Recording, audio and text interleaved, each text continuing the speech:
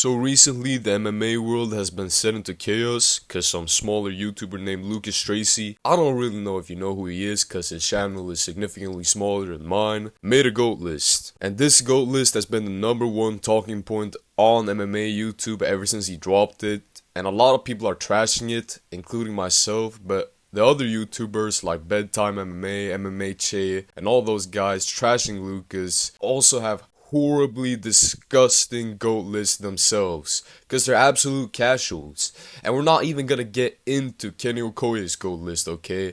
That list was straight up a crime to humanity. That guy needs to be put on trial for that. But enough with the yapping. In this video, I'm gonna give you guys the most objectively correct top 10 MMA fighters of all time. Starting this list off strong at number 10, Jon Jones. And I can already hear the casuals in the comments. Jones is GOAT, man. Or, no, Jones is duck, his legacy stay forever, woohoo. Listen, I'm the MMA realist. I'm a big realism enthusiast. And when you look at Jon Jones has accomplished inside the cage, it isn't insane compared to the other people on this list. Sure, he beat up some unks back in the day, but then he later got smoked by Reyes. So if you look at his wins, there aren't an insane amount of quality to them. However, the accomplishments that get him into this spot does of course come from outside of the cage. He's the greatest duck of all time. He ducked the interim champ for like 2 years or something. And I'm pretty sure he's the only champion in history to ever do that. And he's also the intergender champion as well. So that does count a lot, because instead of only competing against men,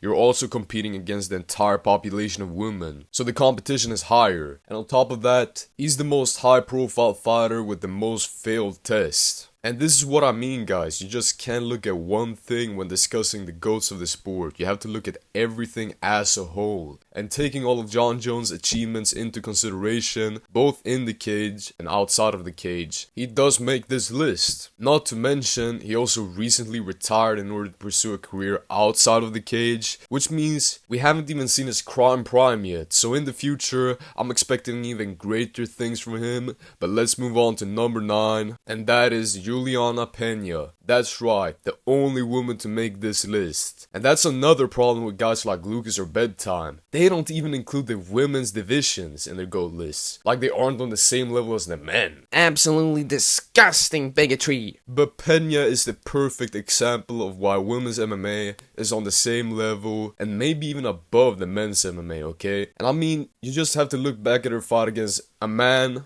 Nunes, where she showed absolutely beautiful striking. Striking I haven't even seen from Pereira, okay? Striking I haven't even seen from back in the day Habib. So as a male feminist, I wanted to include at least one woman who deserves to be here, because I think the female fighters deserves the exact same credit as the men. And by the way, to all those shorties listening to this, I'm 6'4". But anyways, we're moving on to number 8 on the list, and that is Kron Gracie. And I know the new hardcore MMA take is that BJJ doesn't translate well over to MMA, which is an absolute lie, because Kron Gracie is probably the best example of why BJJ works in MMA, because he's an absolute beast on the ground, grappling only second to the actual GOAT of the sport, and casuals often trash him for his ground game, because they just can't comprehend the absolute brilliance of his guard pulling. I've explained this before, but I'll explain it again for the casuals watching this. When he's laying on his back in front of another man, he looks extremely vulnerable. But that's how he lures his opponents into a false sense of security.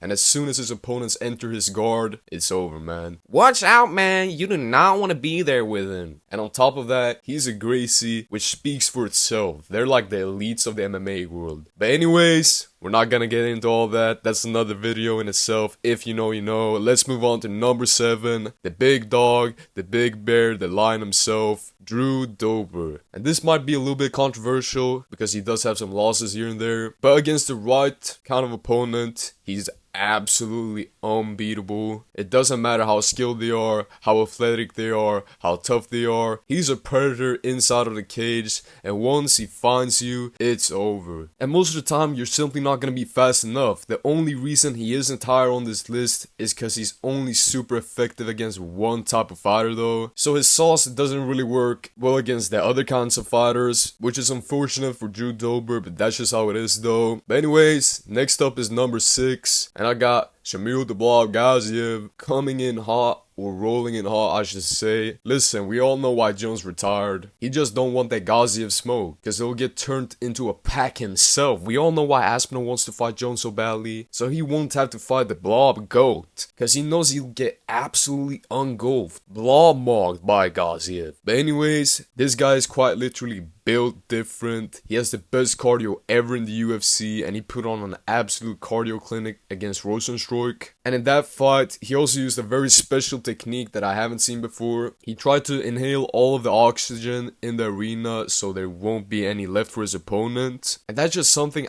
I have never seen before. Absolute genius move by Gaziev. And that's the reason why he's always breathing so heavily in his fights. And he's also the most durable fighter on the roster. He's an absolute tank. Every strike to his body gets engulfed and absorbed by his sheer robustness. And he just straight up eats his opponent's strikes for breakfast. And as you guys know, when Shamil Gaziev wakes up, he eats at least 3 breakfasts. But honestly, I could yap about this guy for hours. His skill set is just so deep, and his athleticism is also insane for a heavyweight. Jones and Aspinall are ducking, but let's move on to the top 5, okay? And starting off my top 5, I have GM3, aka the GOAT. You just gotta have GM3 in your top 5. If you ain't got GM3 in your top 5, you're an automatic casual. And first of all, let's discuss his power. This dude has more power than Alex P himself. Literally power mogs Pereira. And how do I know that? Well, both Alex P and GM3,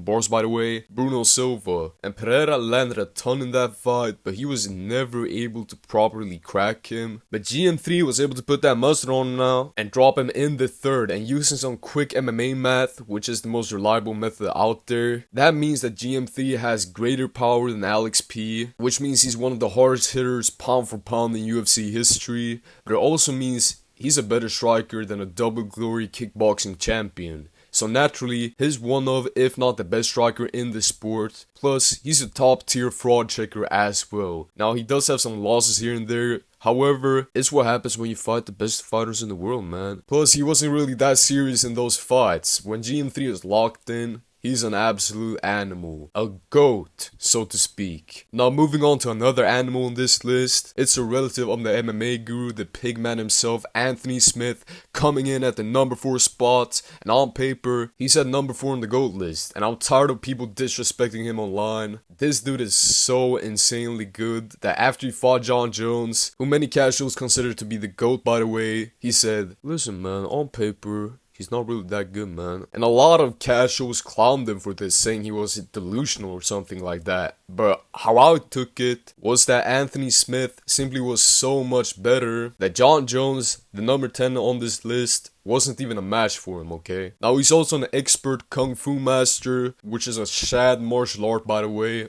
And he's the only fighter to ever utilize the turtle style inside of the cage, especially the turtle position, which is such an extremely advanced technique that you just have to realize that on paper, he's the most dangerous grappler at light heavyweight. And that's one of the biggest reasons to why Alex P was ducking him through his title run. That's right, man. People forget, man, on paper, Alex P did not want that smoke. This dude also had some of the most insane longevity through his career. I mean, in his retirement fight against Song Min Yang, he pulled off a vintage Anthony Smith performance at the age of 36, showing that he still got it. And on paper, he beat John Jones. On paper, he beats Alex P and Big Ank. And on paper, he's the GOAT.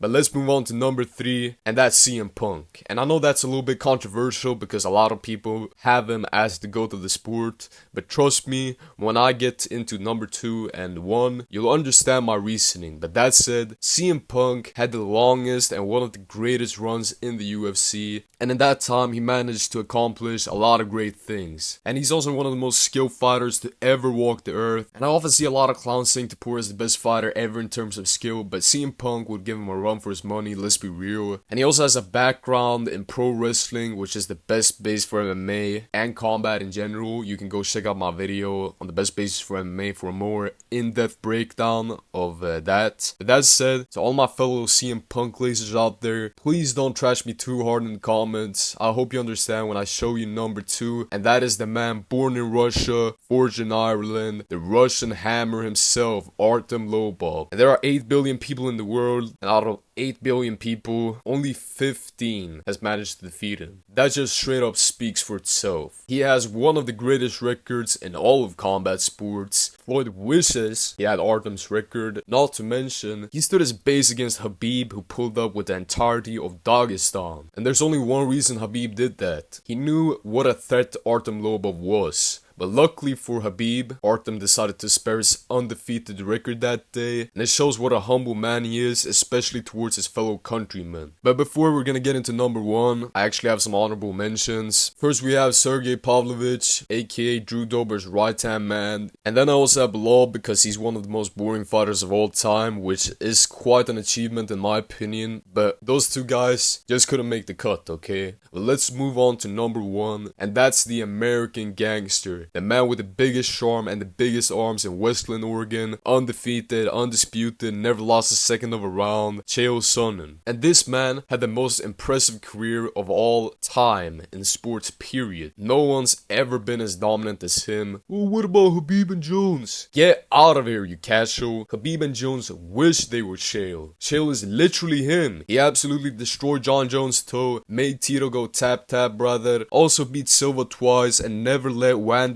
get close. That's just a few of his wins. And honestly, if I were to name all of his great accomplishments, we would be here all day. But besides being undefeated in the octagon, he's also undefeated on the mic. Honestly, hands down the greatest trash talker of all time, no debate in my opinion. And his story is also extremely inspiring. Grew up in the mean streets of Westland, Oregon, which is honestly 100 times worse than O-Block. And growing up, he saw some unspeakable things, but that made him into the great man he is today. And if you still don't agree with this spot, all I'm gonna say is, when you're the greatest fighter in the world, they got a name for you. They don't call you a great fighter, they call you Chael Sonnen. But that's it for today, guys. Check out my last video. But anyways, thanks for watching. Leave a like, subscribe if you enjoyed the video. Let me know your thoughts in the comments. Also, don't forget to share this to every single MMA fan you know, and I'll see you all in the next one. Goodbye.